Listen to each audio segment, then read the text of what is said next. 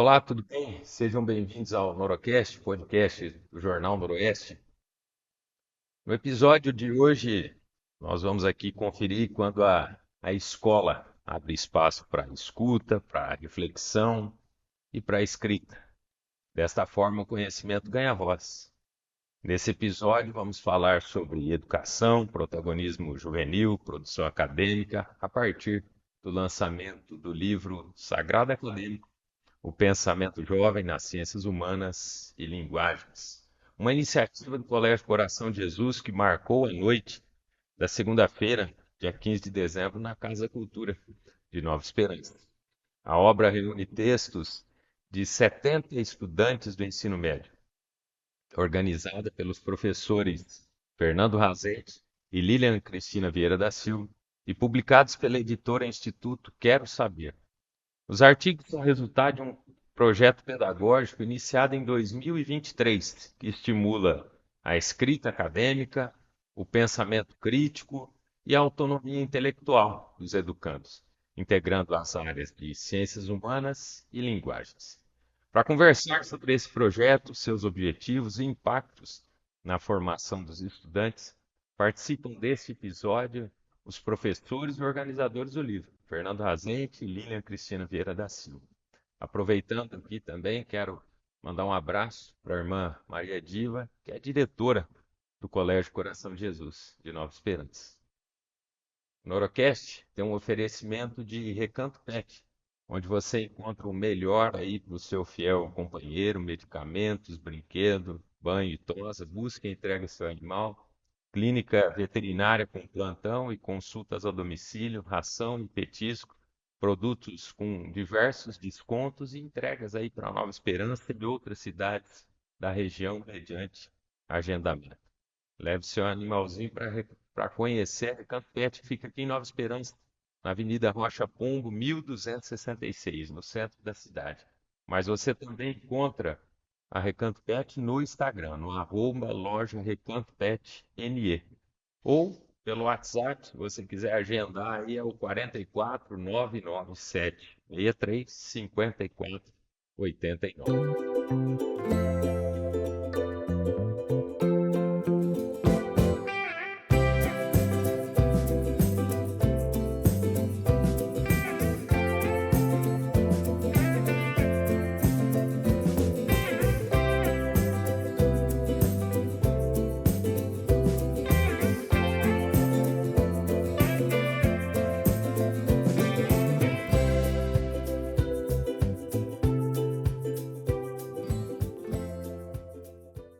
O Norocast também tem o oferecimento do Sistema Integrado Nacional de Preços, o SIMP, uma empresa que nasceu com a missão de resolver um dos principais problemas que os órgãos públicos enfrentam na formalização aí das contratações de compras públicas e chegou para oferecer uma solução simples e, ao mesmo tempo, objetiva do sistema orçamentário, garantindo transparência, preços adequados e justos de acordo com o mercado e dando apoio legal às contratações.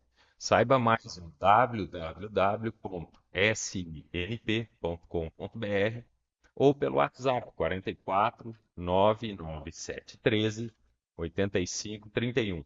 Você também encontra a respeito do Simp no @Simp Comercial. O Norocast está no ar.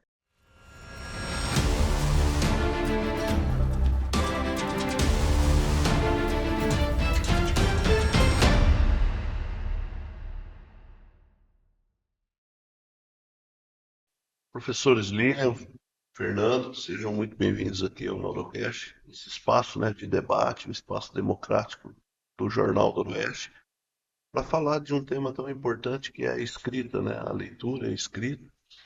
E eu gostaria que vocês falassem, né, como que surgiu o Sagrado Acadêmico, como que surgiu essa ideia. Perfeito. 2023, Alex, nós tivemos a ideia de reunir alguns educandos na época do terceirão do ensino médio para falar sobre assuntos da sociedade, né? E um dos assuntos naquela época que estava bastante em voga era a questão da segurança pública, né? E nós então conseguimos selecionar uma educanda que tinha interesse em fazer direito, né?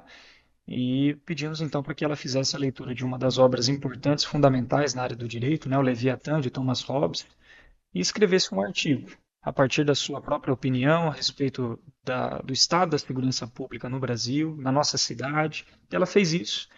E nós decidimos então caminhar para o jornal para que ela pudesse ter esse artigo publicado. E o resultado disso foi muito positivo, né? A gente viu que vários alunos acabaram comentando, né, sobre o artigo publicado, vários alunos ficaram felizes em ver uma colega tendo esse protagonismo, tendo a voz dela na sociedade através do jornal, e nós pensamos então em acabar formalizando isso como um projeto institucional. E daí que nasce a coluna Sagrado Acadêmico, né, com espaço cedido pelo jornal, para que a gente pudesse unir liberdade de expressão entre os nossos alunos, mas ao mesmo tempo responsabilidade. A gente precisava de um órgão que unisse essas duas coisas. E o jornal proporcionou isso para nós, né? Essa liberdade de expressão, dar voz às pessoas, mas também fazer isso com responsabilidade, né? Já começaram em alto estilo com Thomas Hobbes, né? E Exato. dele é a famosa a frase célebre, né? O homem é luta do próprio homem na luta de um contra todos, né? Então vocês já debutaram aí com um clássico. Isso aí.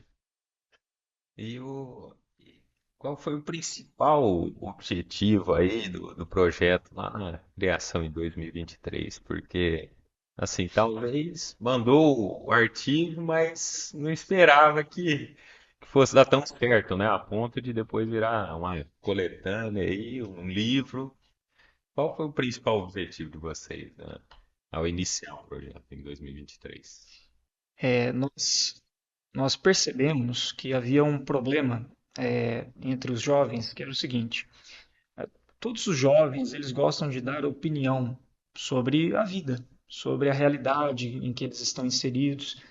Isso é muito importante, isso é muito bom, né? Os jovens realmente precisam opinar, precisam serem vozes, né, na sociedade. Só que atualmente, principalmente com as mídias digitais, a opinião tem cada vez mais sido feita de forma muito irresponsável, né? A gente sabe que nas mídias digitais, se uma opinião não agradar a todo mundo, você pode editar, você pode apagar, Beleza. deletar, né? E a gente precisava ensinar os nossos jovens assim, elaborarem artigos de opinião, né?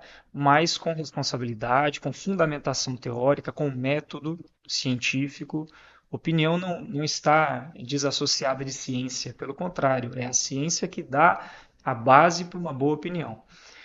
E foi preocupando-se então com essa situação que a gente pensou em elaborar um projeto de unir o protagonismo das vozes dos nossos alunos através de artigos de opinião, mas fazendo isso de forma técnica, científica, com fundamentação teórica, através das disciplinas.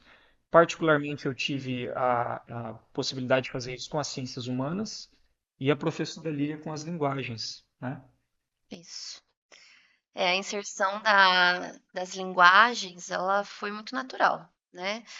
Eu me recordo ali, já tinham várias publicações em 2024, Fernando à frente, e a gente atuava ali no, por detrás, né? Porque no colégio acaba acontecendo isso, a gente acaba se envolvendo nos projetos dos colegas, auxiliando, seja na escrita, sobretudo na escrita, eles vinham ali solicitar alguma opinião de correção, mais para essa questão pré-textual e textual.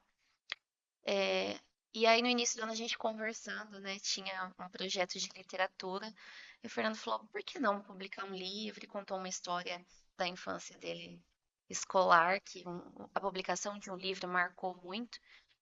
E em uma conversa também um pouco que natural, descobrimos que a bibliotecária do colégio participa, trabalha na editora Quero Saber, no Instituto Quero Saber, e ela fez essa ponte para a gente inicial.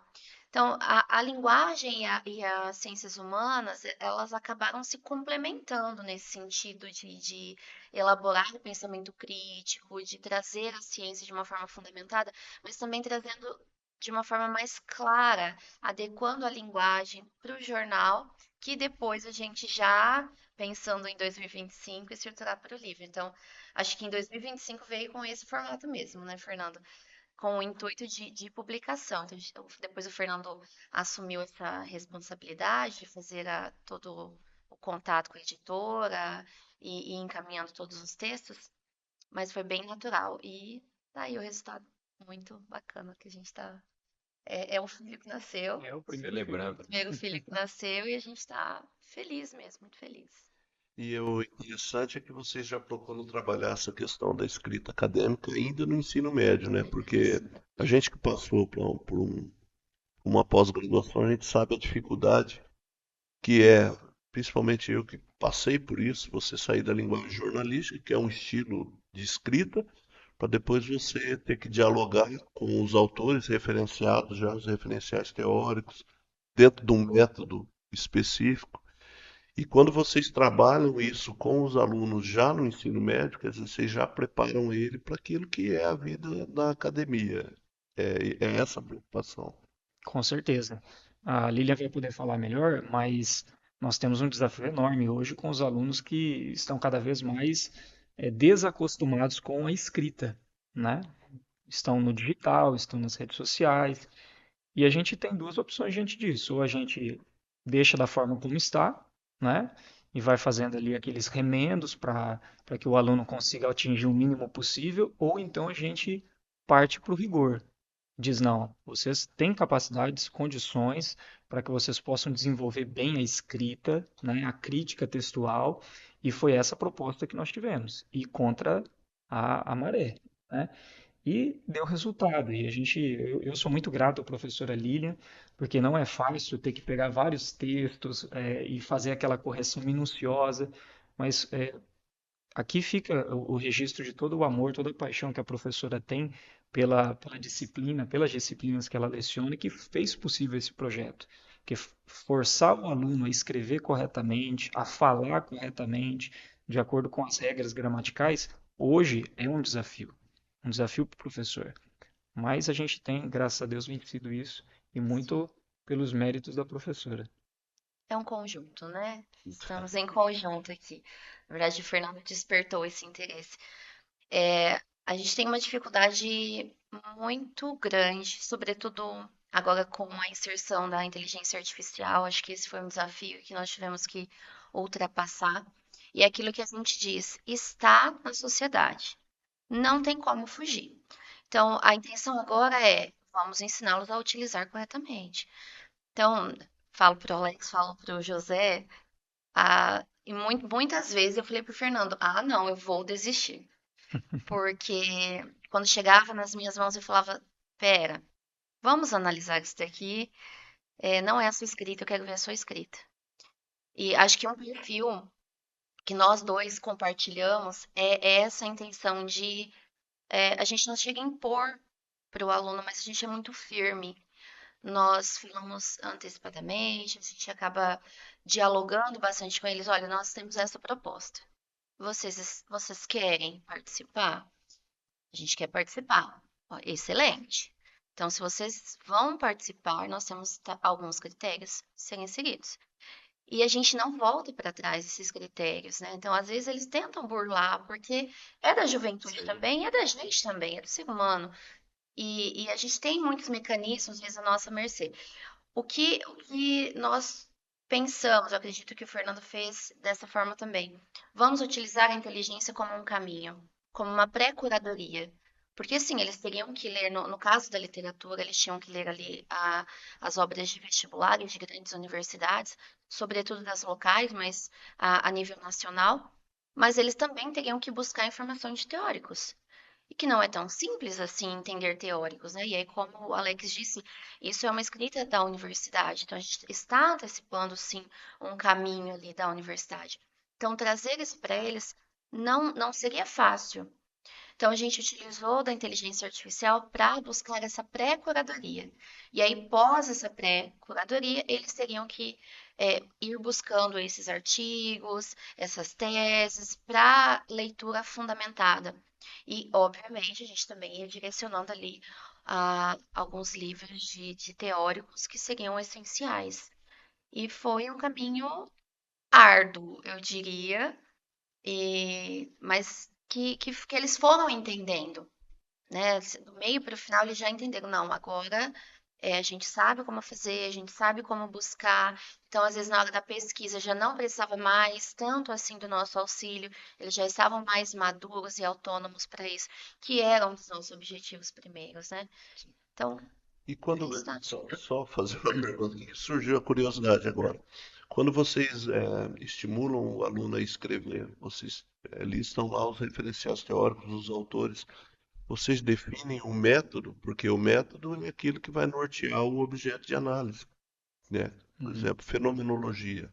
Hannah Arendt trabalhou muito nas questões envolvendo o nazismo na Segunda Guerra Mundial. Materialismo histórico dialético, Marx, Engels, vai tratar das questões das contradições, né? Então, vocês definem o método ou não? Vocês fazem análise daqueles autores, porque pode correr o risco de muitas vezes um autor ser discordante do outro e estar Sim, dentro do mesmo objeto, né? Como se fosse um método só. Só curiosidade, tá? sim. Em relação ao método, nós estávamos muito preocupados em preparar os alunos para a universidade. Então, nós procuramos estabelecer o método de pesquisa padrão de toda a universidade, né? A gente mostrando a necessidade de ter referências bibliográficas, de escrever segundo as normas da ABNT, de fazer revisão textual, tudo isso, né? Agora, em relação às teorias que acabam se degladiando, né, principalmente dentro das ciências humanas, a gente procura dar liberdade para que os alunos possam pesquisar e, particularmente, eu tentei fazer ali o papel do opositor. Então, os alunos escolhiam um tema, uma temática, dentro daquilo que a gente estava trabalhando na formação geral básica. Então, por exemplo, história, nós falamos sobre Revolução Francesa. O aluno quer escrever sobre isso. Ok. Quais são os autores que escrevem sobre isso e que são reconhecidos na universidade? Você vai ter que ler os livros integralmente. E tinha os livros na biblioteca, às vezes eu emprestava os meus, o aluno fazia a leitura, tinha um insight sobre esse tema. Agora você vai escrever. Escreve, prepara o manuscrito, que aí depois a gente vai se encontrar e vai ter o debate. E aí eu muitas vezes falava, não, mas por que isso e não dessa forma? E esse e essa palavra, esse termo, aquilo que os professores na faculdade fazem conosco quando a gente apresenta os projetos, né? A gente apresenta ele em branco, volta todo rabiscado, né? Aquela humilhação, né? Mas a gente tentou fazer isso com os alunos e o bom, Alex, José, é que os nossos alunos do ensino médio, eles compraram essa ideia, esse espírito acadêmico. Então eles gostavam, né, de ter esses debates, essas leituras, de terem conversas realmente edificantes, profundas, sólidas, e por isso foi naturalmente dando certo, né? E o resultado final é, ao mesmo tempo, uma opinião deles, uma visão pessoal deles a respeito de um autor ou de um tema, mas, ao mesmo tempo, fundamentada de forma científica, com os autores que falam de acordo com aquilo que eles acreditam. Então, a gente sabe que nas ciências humanas é muito difícil você definir que uma teoria é o fato daquilo, né? A gente sempre trabalha com a previsibilidade de novas informações chegarem e aquela teoria ter que ser revisitada e transformada, refeita. Isso também dá abertura para que a gente possa trabalhar possibilidades. E esses alunos trabalharam em cima dessas possibilidades, né? Como é, a gente brinca, né? Mas a gente estava falando para eles: vocês são cientistas, vocês estão levantando hipóteses aqui que, quem sabe, no futuro se demonstram mais fundamentadas ainda. Então, foi nesse caminho. Uma metodologia universitária foi um desafio para nós, né, Lilian?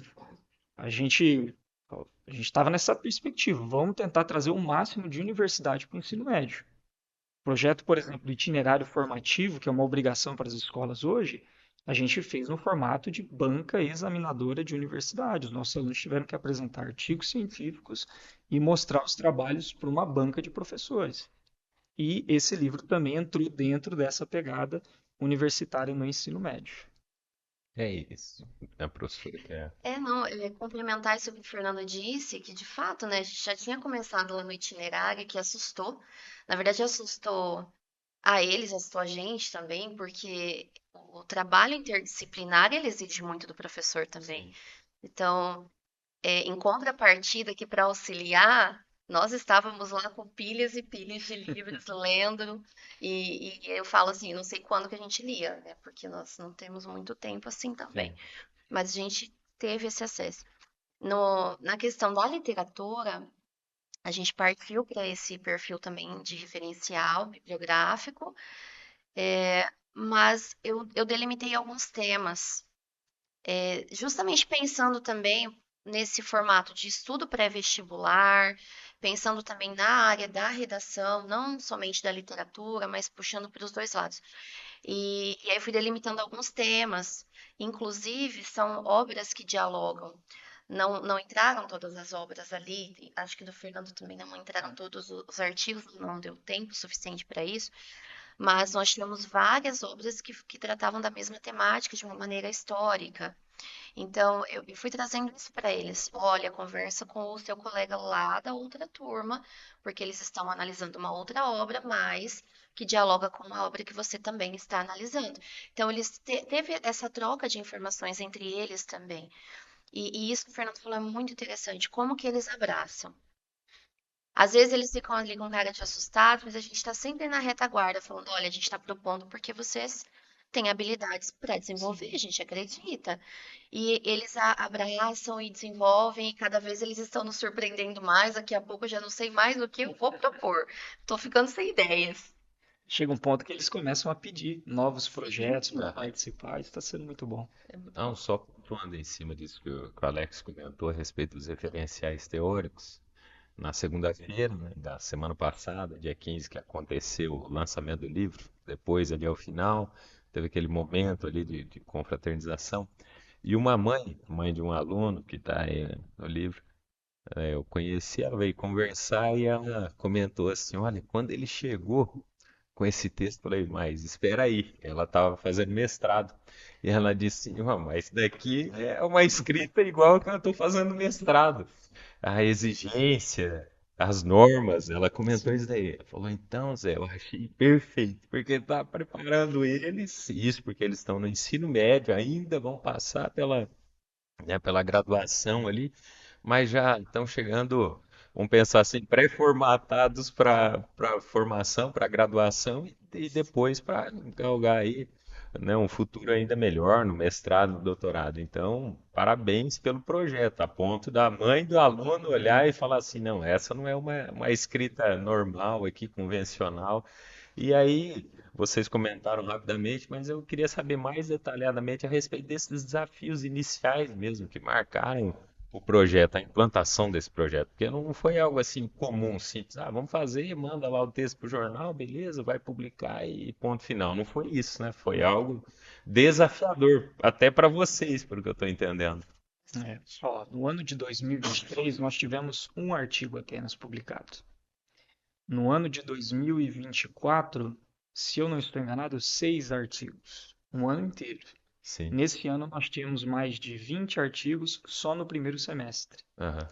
Então, a gente percebe que a proposta, quando foi apresentada para os alunos naquele ensino médio de 2023, assustou. Nem todos encararam o desafio, nem todos se colocaram nessa situação de risco, né? Eu mencionei isso, inclusive, lá na cerimônia, que você escrever no jornal impresso, colocando a sua foto, né? O seu nome, o sobrenome da sua família, é um risco. É um É um risco. risco, você se expõe. E nem todos tiveram essa coragem de se expor intelectualmente. Mas com o trabalho conjunto dos professores, incentivando os alunos, mostrando que eles eram capazes, aos poucos isso foi se tornando uma cultura, né, dentro do colégio. E a gente tem que agradecer todos os professores, todos os colegas, porque todos começaram a pensar da mesma forma. Quando você mencionou o que a mãe desse aluno disse, eu me lembrei de uma pergunta que eu fiz quando esse projeto começou a entrar na minha cabeça. Por que não? Por que a gente não consegue ou não é possível a gente aplicar a metodologia universitária já no ensino médio? Por que não? Eles têm as mesmas condições, eles têm capacidade, às vezes só falta a coragem de estimular eles e tirar eles do comodismo ou da normalidade do ensino médio. E claro que isso tem os seus desafios, como Sim. esse. Mas no fim das contas, quando nós tivemos essa ideia e depois os professores também abraçaram esse espírito acadêmico dentro da escola, a coisa andou, né? Mas tem alguns causos aí, né, Lívia? Você quer contar algum? Olha, a gente teve, neste ano eu tive um, não vou dizer um confronto, né, mas uma fala assim com três, três artigos, autores de três artigos. Quando chegaram, nas minhas mãos, eu falei para eles o seguinte, falei, olha, antes de passar por mim, ele vai ser submetido a um detector de plágio e um detector de IA. E aí eles não sabiam disso, porque eu só falei quando os artigos chegaram para correção, né? A primeira escrita tinha depois a correção e tudo mais. E quando essa primeira escrita chegou, tiveram ali dois artigos, três artigos que bateram 80, 90% de IA. E aí eu chamei esses educandos e falei assim, olha, deu esse percentual. Então, se tivesse dado um percentual ali de 18, 20, eu teria considerado, né? Porque de Seria repente eles tolerância, jogam então. lá para melhorar o texto, exatamente. Aí eles, não, professora, a gente que fez. Eu falei, olha, eu passei por dois detectores e deu esse percentual. Então, alguma coisa, alguma informação aqui não está batendo. E aí eu falei, eu vou dar um prazo para vocês fazerem novamente e me enviar. E foi feito. E os artigos estão ali. Então, quer dizer, quando voltou, eles entenderam que de fato tinha que ter essa responsabilidade, tinha que ter feito com mais afinco, estudado mais, lido mais, pesquisado mais um pouco, e o artigo ficou muito bom. É um dos artigos que particularmente eu mais gosto, foi esse de 90%. Então, quer dizer, lá na primeira escrita, não era uma escrita autoral, e agora a gente tem uma escrita autoral. E por que disso tudo? Aí eu vou trazer essa outra parte que o Fernando tinha mencionado. A falta de confiança. Eles não confiavam na própria escrita, né? Então, lá em 2023, quando a gente fazia as bancas ainda do itinerário, corrigindo, trabalhando essa questão da oratória, nós tínhamos alguns casos de alunos passando muito mal, não conseguia apresentar, tendo crise de ansiedade, porque não tinha essa confiança naquilo que ele ia apresentar, embora tivesse preparado para isso. E a gente foi trabalhando, e agora saindo do ensino médio, tem vários ali autores que já terminaram o terceiro ano e que passaram por esse processo. E agora falam em público, e quando a gente pede para apresentar alguma coisa, olha, eu preciso de alguém para falar, para apresentar, é o primeiro a levantar a mão e se dispor a fazer. Então, a gente venceu, além dessa questão acadêmica, que foi desafiadora, mas a gente também foi trabalhando o emocional junto. Sim. E eles vinham trazendo essas informações para a gente também. A gente não consegue, vocês conseguem, a gente está aqui, a gente está na retaguarda. E toda a equipe trabalhando em conjunto, os professores, a irmã também sempre acolhe, né? Sim. Os projetos, a equipe de coordenação, então sempre apoiando também, dando essa retaguarda para a gente também, porque o projeto não aconteceria se a gente não tivesse também esse apoio ali mútuo da equipe, Esse suporte, né? esse Né? suporte. Um dos desafios também que eu gostaria de mencionar foi a questão da leitura das obras, né? Porque assim, você preparar um artigo sobre um assunto, um artigo de opinião, você precisa estar bem fundamentado, bem Sim. referenciado, né? E a maioria dos livros que tratam sobre esses assuntos não são livros leves, uma linguagem leve, são livros É complexos, denso. densos e de muitas páginas, 200 páginas, 300 páginas. E você apresenta um calhamaço desse para um aluno do ensino médio, ele, Aí já opa, assusta. peraí, uma mensagem de um parágrafo eu Acho já que eu não vou consigo repensar ler. a minha participação. Vou repetir. Nós tivemos alunos que quando a gente falou, olha, para você escrever, você precisa ler um livro, uma obra. Eles, não, então eu acho melhor Desistiu. não. E Desistiu. aí a gente tem que ir atrás e falar, não, você tem condições, tem capacidade, senta aqui, separa um dia, se disciplina. Isso impactou muito também, Zé, nós ouvimos de algumas famílias, a organização dos alunos dentro da sua própria casa. Então, se eu tenho um livro de 200 páginas para ler, eu preciso separar pelo menos ali uns 20, uns 30 minutos por dia para uma leitura intensa, né, anotada. Isso vai impactar também o horário que eu preciso almoçar, o horário que eu preciso jantar, a minha academia que eu preciso fazer de tarde. Então, isso também acabou moldando os hábitos, né, desses alunos em casa. Então, para mim, particularmente, esse foi o maior desafio: mostrar para eles o valor do livro, ir para a biblioteca, sentar, né, ler com calma, fazer anotação, sem precisar ficar dependendo de resumo da inteligência artificial, né? E foram aí 45 artigos publicados entre 70 autores, né? Artigos ali, alguns artigos tinham mais de um autor em conjunto, resultado de todo esse esforço e da superação desses desafios. Ô, Fernando, e como que os alunos, e Fernando, a professora Lilian, eles reagiram a essa proposta de produção acadêmica? Foi como um fantasma que apareceu na frente deles ou eles aceitaram numa boa? Olha, medo, eu acho que é a palavra que descreve essa primeira reação. Como é que vai ser isso, né? Como é que vai ser isso? Será que eu tenho condições de produzir? E como que vai ser a reação desse texto quando ele for publicado? Porque a gente sabe que isso está aberto ao debate público. Então pode ser que alguém receba esse artigo e não goste, publique uma resposta no Instagram, nas redes sociais, né? Mas a gente falou, bom, você realmente quer opinar na sociedade em que nós vivemos hoje? Você quer realmente ter uma voz? Então, esse é o medo que você vai ter que enfrentar. Você vai ter que se fundamentar para que você, na arena pública, não passe vergonha, né? É muito fácil a gente dar opinião no nosso círculo de amigos muito confortáveis, em que todo mundo concorda. Para que você dê a sua opinião e vença esse medo na arena pública e consiga sustentar a sua opinião, você vai ter que se fundamentar. E esse foi um cuidado que nós tivemos com os alunos, né? De não levar, não colocar eles numa situação em que eles pudessem passar vergonha, mas prepará-los antes. Então, essa foi a primeira reação, medo, né? Foi medo, com certeza. Medo, susto. A princípio eles tentaram recuar, mas a gente manteve ele firme, né? Não, se é a maioria, a gente vive numa democracia, não é? Então a maioria define, a maioria decidiu, tá decidido. Mas tiveram ali sim algumas tentativas de fuga, seja nesse momento imediato, seja nessa parte da escrita, para tentar alguns subterfúgios, mas conseguimos.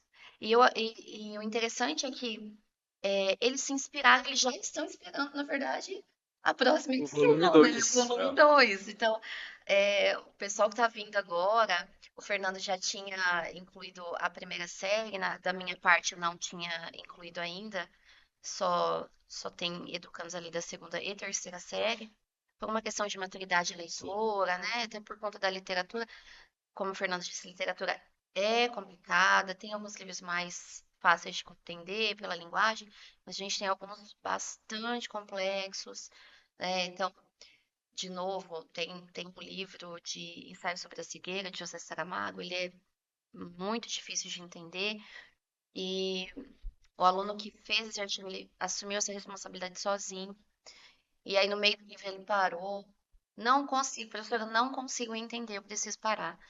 E a gente tem que também lidar com essa situação também, porque de fato é uma leitura densa, é uma leitura muito profunda.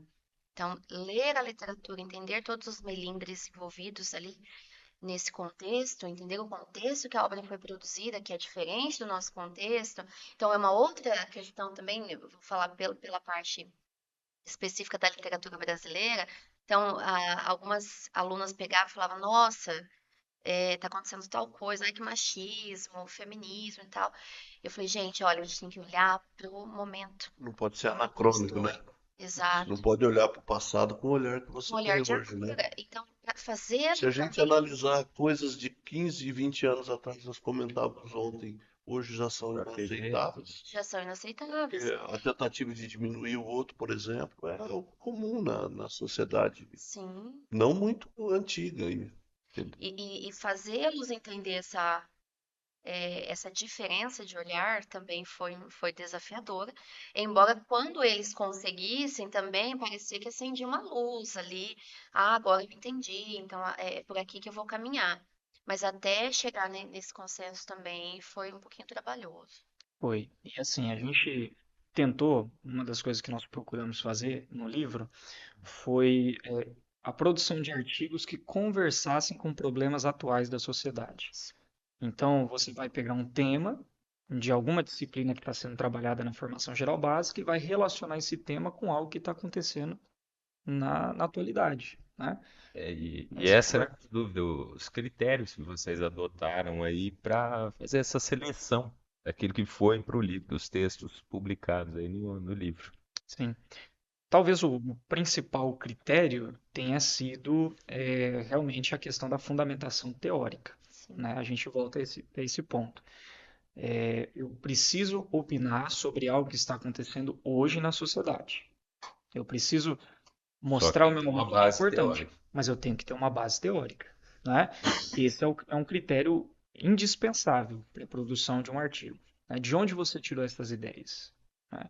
Porque muitas vezes os alunos repetem falas, discursos, mas eles não sabem a origem disso.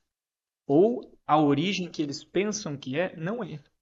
Eu achei muito interessante durante a sua fala lá no lançamento do livro que você usou isso daí, né? Que você não queria alunos que fossem como papagaios, né? Que ficassem só repetindo ali, mas sem base nenhuma. E esse foi um dos critérios que fundamentou então o livro, a seleção ali dos artigos. Exatamente. Nós procuramos dar voz aos nossos alunos, né? Inclusive, se vocês me permitem aqui mostrar, Sim, a capa do livro foi feita por uma aluna nossa do terceirão, que já está se formando, a Melissa, né? E Melissa. ela deu o nome para essa obra de Vozes Inefáveis. Inefáveis, né?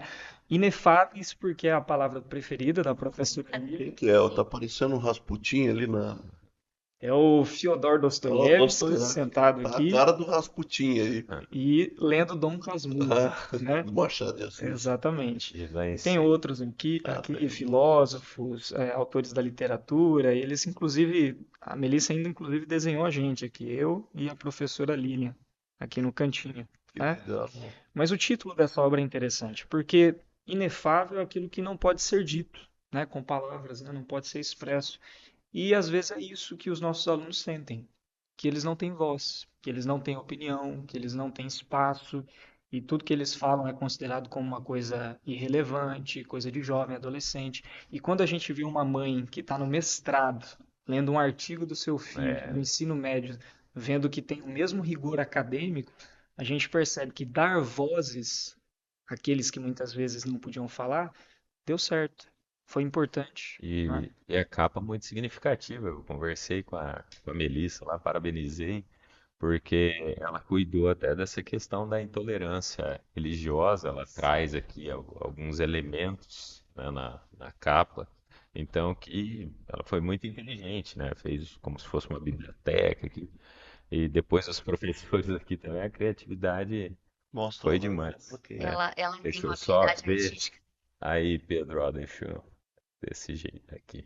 Habilidade Sabe o artística. que é interessante, José? Ela não falou no discurso, mas ela fez todo esse trabalho com uma caneta preta. Essa caneta comum, Aham. Não né? era nada. Não nada. E aí, na explicação, quando ela trouxe isso pra gente, ela falou: olha, eu quis utilizar somente a caneta para mostrar que a arte ela é acessível. Então, quer dizer, é muito gratificante. Eu também ali atuando na área da arte também.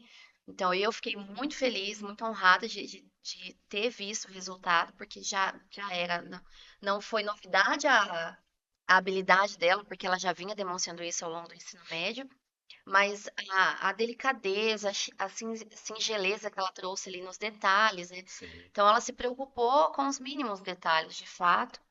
São detalhes significativos, e para além disso também, o quanto que todo esse trabalho escrito e simbólico atua na sociedade. Então, eles conseguiram entender que a voz deles precisa ser ouvida, mas para ser ouvida ela tem que ser fundamentada. Não pode, eu costumo falar isso para eles, vocês não são pessoas mimadas. Só pessoas mimadas falam opinião sem fundamentação. Vocês precisam dessa fundamentação. E eles entenderam, e o quanto que eles entenderam também, que para além disso, eles vão conseguir fazer uma transformação social. Então, olhar para a realidade, olhar para o mundo que eles estão vivendo, com os problemas que eles estão enfrentando, E como que eu posso fazer? O que que eu posso fazer para mudar essa realidade? Se eu não concordo, se eu vejo que está errado, se me incomoda de alguma forma, então como que eu vou agir? E eles entenderam que a escrita é um desses caminhos, não é o único, mas é um dos caminhos. E essa capa, vocês podem perceber que ela ilustra aí todas as disciplinas que nós trabalhamos, né? Então tem a disciplina de filosofia com os dois filósofos, Platão e Aristóteles, de literatura, linguagens, tem inclusive também a história retratada aí pela Biblioteca Infinita, um conhecimento Sim, vasto que vem do passado até os dias de hoje, a sociologia com as relações. E esses símbolos religiosos, eles se referem a uma disciplina que nós temos na escola, que é a cultura religiosa, da qual sou professor. E uma das coisas que nós procuramos enfatizar muito com os alunos em cultura religiosa é exatamente o respeito, a tolerância, a liberdade religiosa que cada um deve ter na sociedade. O nosso Estado, ele não é um Estado ateu, é um sim. Estado laico, Laico. né? Então, nós não temos que lutar contra a religião dos outros nos Sim, espaços públicos. Cada um tem a sua liberdade, essas religiões vão entrar em choque, em conflito em algum momento, porque elas discordam entre si, mas como eu vou fazer isso? Como eu vou levantar esse diálogo, esse debate de forma respeitosa, né? De forma séria, de forma honesta? Então, isso foi proposto para os alunos e eles fizeram isso de uma maneira muito rigorosa, muito cuidadosa. Então, o Colégio Coração de Jesus tem essa preocupação, Zé, de valorizar a diversidade do pensamento religioso, mas ao mesmo tempo também cobrar um rigor nessas discordâncias e nessas divergências. Se vai ter divergência, se vai ter discordância, como que isso vai ser feito? De forma bem fundamentada e respeitosa, né? Então, isso foi muito importante também. Tem até já trazendo para o âmbito da religião, uma discussão do John Wesley com o Whitefield, né? Um era de uma corrente arminiana e o outro era de uma corrente calvinista, mas ambos se respeitavam, né? Isso. Então, é, é esse respeito, porque os debates eles têm que acontecer sempre no campo das ideias. Olha, eu entendo dessa forma, o referencial diz isso, né? Quando você trata de discussões no meio acadêmico, você vai utilizar os referenciais que já são consolidados por seus pares. Então é no mais alto nível, né? Não é no âmbito eu acho isso, porque a gente vive uma geração muito do achismo. Pessoas que reportam algo que se acomoda à sua crença, talvez até uma crença limitante pessoal, e permeada também pelo senso comum, mas que não é algo que é verdadeiro. Goebbels, que era o ministro da propaganda nazista do regime Hitler, lá do Reich alemão, dizia que uma mentira contada 1000 vezes se transforma em uma verdade. O que a gente tem visto, sobretudo nesse período de redes sociais, é a disseminação de mentiras e mais mentiras, e as pessoas vão incorporando aquilo, porque se acomodam muitas vezes na sua visão ideológica, e passam a ser o quê? Papagaios, como vocês muito bem falaram. Vão reproduzindo aquilo sem nenhum filtro, e com o advento das fake news, isso infelizmente tem dado a tônica aí nos últimos tempos, infelizmente. E falar de religião é algo muito delicado, né? Eu procurei sempre, eu dou aula de cultura religiosa na primeira, na segunda, na terceira série do médio. As primeiras aulas sempre são para tratar do que é religião. E eu procuro uma abordagem de um filósofo chamado Hermann Doiver, que ele vai para além da religião em termos institucionais. Ele fala da essência humana. Então, o ser humano, ele é homo religios, né? Ele é essencialmente um ser que busca algo transcendente, um significado último, né, na existência temporal. Então, quando você fala da religião de uma pessoa, você não está falando simplesmente de um acessório dela. Você fala daquilo que tem significado último para ela. Isso significa que você não pode criticar, que você não pode discordar de forma alguma, mas ao fazê-lo, você vai ter que fazer de forma muito cuidadosa, muito delicada, porque isso está tocando em algo que é fundamental da pessoa. Com respeito, né? Com respeito, com seriedade, aquilo que a gente estava conversando antes aqui da gravação, né? Se a gente for levantar uma crítica à religião de outra pessoa, que a gente faça com honestidade intelectual, com amor ao próximo, né? Acho que essas são virtudes que nós passamos para os nossos alunos também em um colégio confessional católico ao tratar de artigos que lidam também com outras religiões. E é interessante, porque falando isso daí, desde 2011 eu acompanho a questão da liberdade religiosa e participo, né? Sou líder de liberdade religiosa. E aí, esse ano ainda a igreja forneceu um novo manual, eu fiz questão de pegar, porque lá fala do relacionamento que nós precisamos ter com outras confissões. E aí cita lá Gálatas 5,13 que fala, né? Porque vós, irmãos, fostes chamados à liberdade, porém não useis a liberdade para dar ocasião à carne, sede antes servos uns dos outros pelo amor. E aí o comentário é que pessoas controladas pelo Espírito Santo não abrigam intrigas e intolerância. Impera o fruto do amor, produzindo respeito às diferenças. E é o que tem faltado hoje no mundo. As pessoas não respeitam as outras e atacam as outras. Infelizmente, nós vemos isso, né, no âmbito político, no âmbito religioso. Então, é muito interessante quando vocês, né, passam isso também ali para os alunos, essa visão aí do respeito, do amor, da tolerância, e o livro trazendo isso também é muito importante. Parabéns por essa abordagem aí de vocês. Obrigada. É isso mesmo. O- Só dando sequência aí, eu queria saber assim, quantos vocês comentaram, mas quantos estudantes participaram do livro, né, em si? Do livro são 70 autores, Sim, né?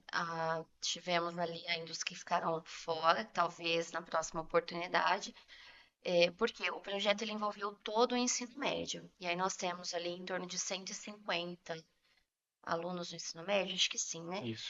Mas escritores são 70 alunos. Aí cada um foram divididos ali em várias áreas do conhecimento, hein, da linguagem e das ciências humanas. E quais áreas do conhecimento foram abordadas ali? O Fernando vai lembrar mais que eu. Olha, são 4 disciplinas nas ciências humanas, né? História, nós trabalhamos com artigos voltados para os temas da Segunda Guerra Mundial, né? Nós temos um artigo sobre o fascismo, a origem do termo, desenvolvimento. Inclusive, esse artigo ele foi publicado na Gazeta do Povo, né? Foi publicado aqui no Jornal Noroeste e também na Gazeta do sim. Povo. Nós temos um texto também sobre a história do nazismo, são temas polêmicos que a gente trabalha com o ensino médio. Na área da filosofia, nós temos a relação entre filosofia e ciência, a crítica do conhecimento de Immanuel Kant, né, que vai fundar um novo paradigma epistemológico para os nossos dias até Questão da hoje. razão, né? Exatamente. Na área da sociologia, a gente falou muito sobre questões relacionadas à segurança pública. Nós temos um artigo muito legal, né, que foi escrito pela educanda Ana Luísa, inclusive já tinha se formado, sobre as raízes do informalismo brasileiro, né? Um artigo que trata da raiz do problema do nepotismo na nossa sociedade. Por que que a gente vê muitas vezes no poder público aquela coisa de você ficar beneficiando parente, né, pessoas Tem a próximas, competência, mas mas a aí pessoa não tem a é, competência para aquilo? De É, onde isso é surgiu? aquela ideia do homem cordial, né? Que age pelo Exatamente. coração, né? Pelas suas emoções. Exatamente. A aluna foi lá no Sérgio Buarque de Holanda, ler Raízes do Brasil, entender o sim. conceito do homem cordial e relacionar com os dias atuais. Cultura religiosa, nós temos um texto muito legal falando sobre o primeiro filósofo da história que veio do cristianismo, né? Justino Mártir, que tentou lá na antiguidade relacionar a filosofia grega, né, com o cristianismo. Tem um artigo muito legal também que fala sobre como a filosofia cristã ela interpreta a história, né, na área dos artigos de cultura religiosa. Pode falar um pouquinho das linguagens? Da linguagem a gente se ateve especificamente na literatura. Aí, como eu disse, visando ali a questão do vestibular mesmo, esse foi o objetivo primeiro. E nós temos obras desde o romantismo, ainda romantismo europeu, gótico, e vem até passando ali por realismo, simbolismo, modernismo, até a contemporaneidade. Inclusive tem uma ou duas obras que são americanas, norte-americanas, que isso veio dos estudantes, né? Então, eu dei uma abertura para eles, selecionei as obras essenciais da literatura brasileira, que eles teriam que passar de qualquer forma, mas ali eles se aprofundariam, e dei uma abertura para que eles pudessem escolher em torno de 5 obras que eles tivessem essa curiosidade de conhecer, de se aprofundar, desde que dentro dos parâmetros do colégio, né, para a idade deles, porque hoje a gente tem uma enxurrada de literatura adulta e que eu percebo que os adolescentes cada vez mais estão lendo esse tipo de leitura que não é para a idade dele. Então é importante destacar isso também. Os pais têm que estar atentos às leituras dos filhos. É importante que ele leia, mas dependendo do livro que ele está lendo, não é próprio para a idade. Então, trouxe esse critério e eles trouxeram alguns títulos. Lá em 2024, eles já tinham cobrado. Ah, professora, a gente lê sempre esses livros, são sempre os mesmos, a gente sabe por quê, mas gostaríamos de ler outros. E aí eu trouxe essa proposta. Então, eles tiveram também ali alguns livros norte-americanos. E aí, quanto aos temas, a gente vai ver a evolução do papel feminino na sociedade, a gente vai ver a questão da infância, como que a infância é tratada. Então, desde da obra que começa a desenvolver os estudos, que ajuda também no debate ali para o ECA, para o Estatuto da Criança e do Adolescente, como que isso impacta nas obras lá de 1800, 1900 e agora, em 2000, 2020, como que esse tema tem sido debatido. A gente vai ver também como a questão do determinismo influencia em algumas famílias, no comportamento das pessoas, é, a questão do meio, e o meio ele vem de diferentes formas retratadas aqui. Nós temos o meio do sertão, nós temos o meio da favela, nós temos o meio de diferentes formas, da floresta lá em Iracema, como que a floresta é um representante vivo, é personificado, o sertão de Grande Sertão Veredas, de Guimarães Rosa, então como que ele é representado ali em Cirarana e outras obras. Então, esse meio ele está muito vivo e eles vão analisar dessa forma, chegando até nessa questão norte-americana, que vai trazer também como que a questão do racismo ela é tratada de diferente também. No Brasil, eles fizeram esse link, esse comparativo da cultura brasileira e da cultura norte-americana. Como que é impactante, como que a cultura norte-americana ela é mais gritante, ela é mais preconceituosa, ela é mais incisiva nessas questões de racismo.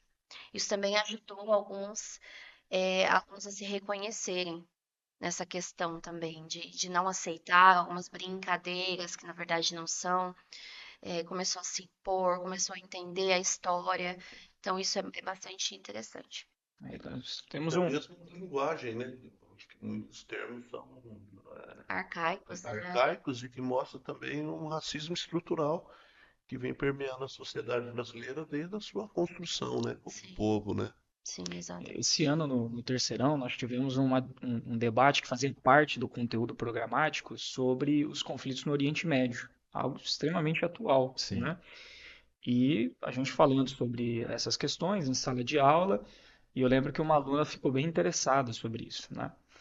E ela falou: Bom, eu queria entender mais sobre isso, para poder opinar, para poder falar. E aí eu indiquei uma obra para ela, de um especialista em antissemitismo chamado Leon Poliakov, que é um especialista russo. Ela leu essa obra, né, e escreveu, acho que, o maior artigo que a gente publicou até hoje. Não sei se vocês lembram, inclusive, desse artigo nesse ano, né? Ela escreveu, o título do artigo é Do Antisionismo ao Antissemitismo, né? Lições de Leon Poliakov para o conflito Israel-Palestina. Foi a Júlia Alves Sabatovich. E esse artigo está dentro do eixo de cultura religiosa. Por quê? Porque a minha proposta para os alunos, tratando dessa questão mais atual, era mostrar que, de fato, questões geopolíticas, questões econômicas, territoriais, elas são importantes para entender esse conflito que está acontecendo hoje. Mas nós não podemos ignorar também a religiosidade. O conflito que está acontecendo hoje no Oriente Médio também perpassa por visões diferentes da realidade com base em religiões diferentes. Então, nesse estudo que ela fez, voltando àquela questão de cultura religiosa, ela começou a perceber também que religião não é uma coisa acessória. poxa, tem gente que está matando, que está morrendo por causa de religião, por conta de uma visão religiosa, né? Então, como eu vou tratar isso de uma maneira desdenhosa, de qualquer forma? Então, a gente perceba como a gente tentou procurar trabalhar aspectos muito viscerais, né, da realidade. A experiência com o racismo, a experiência com a religião, a experiência com a corrupção no espaço público, e os alunos foram sendo inseridos nisso através da leitura. Muito bem. E como se deu a parceria? Professor Fernando Razete, professora Lilian Vieira. Foi natural, Foi foi bem natural. natural. Foi numa conversa, Eu acho que porque começa com amor aos livros, né? eu acho que começou por aí. Uma coisa muito comum entre nós dois é que todas as vezes que nós chegávamos de manhãzinha para bater o ponto, né, para começar as aulas, é que ela vinha com um bolo de livros na mão e eu também com um bolo de livro na mão. E a gente acabava trocando ideias, né? Ah, você já leu esse, você já leu aquele. E à medida que a gente percebeu esse amor aos livros, a gente começou a trabalhar juntos, naturalmente. Eu sempre cobrava muito dos alunos essa questão do rigor gramatical com os textos. Eles até brincavam, mas você não é professor de língua portuguesa. Mas eu respondi, mas eu sei muito bem que a professora de língua portuguesa também cobra isso, né? Tá Então, certo. essa troca foi natural desde o início, Foi né? bem natural. Acho que ela se consolida ali na nossa viagem de formação, né? Acho que Verdade. a consolidação foi nessa conversa, né? Dessa formação que nós vamos uma vez ao ano, uma vez a cada 2 anos para Curitiba, e todas as unidades institucionais do Sagrado Rede de Educação se unem. E ali no ônibus mesmo conversando e falando de algumas experiências, acho que surgiu ali essa parceria pro livro, mas a parceria já vinha também de outros projetos que a gente trabalhava, interdisciplinaridade ali no colégio. A gente trabalha muito, né, Sim, interdisciplinar, então a gente está sempre envolvido. E aquilo que eu disse no início, a gente sempre está envolvido em outros projetos, mesmo que indiretamente, mas opinando, dando puxão de orelha no aluno. Às vezes eles falam pra gente, ah, hoje era pra entregar uma atividade, a gente não entregou, mas por que que não entregou? Ah, mas é do professor, mas por que que não entregou? Tem que entregar, é sua responsabilidade. Então a gente está ali atuando também. Mas eu acho que a consolidação veio na viagem, foi sim. eu Toda acho. vez que tem essas formações, nós temos a oportunidade de estar mais próximos dos professores, né? Conversar entre Uhum. nós. E lá a gente consegue pensar junto, a gente consegue propor projetos. E de 2023 até 2024, mais ou menos, a Lilian sempre leu os artigos, né? Como leitora, sempre via os artigos sendo publicados, né? Já tinha perguntado uma vez, ó, será que a gente consegue incluir uns artigos de linguagens aí, Uhum. né? Então, ela sempre valorizou esse projeto até que chegou o ano de 2025 e falou, agora a gente consegue, né? E deu certo, a gente formalizou a participação também das linguagens e caminhamos dessa forma. E uma coisa muito legal na escola lá, Zé, que a prof mencionou, da interdisciplinaridade, é que os alunos já percebem isso. Por exemplo, se um aluno ele tira uma nota muito boa numa disciplina de física, ele vem contar para o outro professor. Fui muito bem naquela matéria, fui muito bem. Então, os alunos percebem que é um time de professores, juntos, unidos, a favor do conhecimento, do rigor conceitual e intelectual, e que cada vitória em uma disciplina, cada projeto é compartilhado por todos. É uma vitória para todos. E isso reflete também o espírito da unidade, de trabalhar em conjunto, trabalhar de braços dados, e dessa forma a gente também mostra para os alunos que é a forma que eles devem se conduzir uns para com os outros. Os professores são os exemplos, são os adultos da relação. Como é que eles lidam uns com os outros? Com respeito, com tolerância, com parceria. É assim que vocês vão ser também, alunos. Então a gente procura sempre dar esse exemplo para eles. Muito bem. Muito bem. Nós estamos caminhando já para o final do episódio. Quero pedir a você que nos assiste, que se inscreva no nosso canal se ainda não fez. Compartilhe esse vídeo com mais alguém, deixe o seu like, também comente esse episódio. E quero agradecer imensamente a presença de vocês aqui, professor Fernando, professora Lília, dizer que o Jornal Noroeste está de portas abertas, né, para a comunidade escolar, para temas que realmente sejam de relevância social, e deixo espaço para a consideração final de vocês. Para mim é agradecer mais uma vez o jornal, né, na pessoa do José, na pessoa do Alex. Quando eu preparei esse projeto, eu pensei como eu posso ter um espaço onde liberdade de expressão e comprometimento com a verdade, com valores morais, seja encontrado. As duas coisas juntas. Jornal Noroeste. Né? Eu tive a grata alegria de poder trabalhar aqui durante alguns anos, Sim. né? Vi esse comprometimento com a liberdade de expressão e com os valores morais, com a verdade, e foi pensando nisso que eu quis levar para os meus alunos também esse espaço, essa modalidade do impresso que exige seriedade e responsabilidade. Então, a minha gratidão ao Jornal Noroeste durante esses 3 anos de parceria, Boa. né? E espero que daqui para frente esse projeto continue com novos volumes e quem sabe a gente possa incluir também artigos de vocês nesse outro volume, né? Vai Fica o ser muito desafio, importante. no Fica o sábado. desafio. Desafio. Eu agradeço também ao espaço que vocês disponibilizaram, ao apoio, sobretudo do Fernando, que foi essencial do projeto. É, a fala dele ali, o trabalhar com a ética, com a responsabilidade, despertar esse interesse nos alunos também é algo que não é fácil. A professora de língua portuguesa fica ali cobrando a leitura, então geralmente é, é um caminho sozinho, muito isolado. E eu tive a parceria agora com o professor Fernando de trazer, porque eu ainda entendo que a gente ensina muito com exemplo.